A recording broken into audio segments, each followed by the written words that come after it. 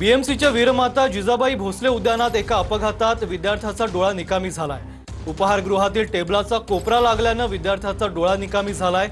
2 दिवसापूर्वी अशीच एक घटना घडल्याने विद्यार्थ्याच्या डोक्याला टाके पडले होते। या तक्रारीनंतर किशोरी पेडणेकर यांनी उपहारगृहाची पाहणी केली आहे।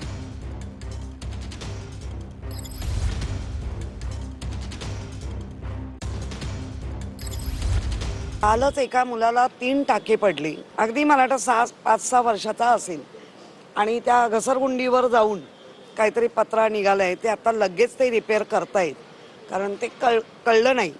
पण आता इन्सिडेंट घडल्यानंतर पुन्हा असा घडू नये म्हणून आपण आलेले आहेत। त्याचप्रमाणे हा जो कॅन्टीनचा जो प्रिमाइसेस आहे, टेबल आणि ते मोठ्या लादीचा आहे, त्याचा कॉर्नर लागून एका मुलाचा 2 महिने आता होत आले, एक डोळा पूर्ण त्याचा गेलेला आहे। आणि अशा काही गोष्टी पुन्हा घडू नयेत, काळजी घेतली पाहिजे कारण सरा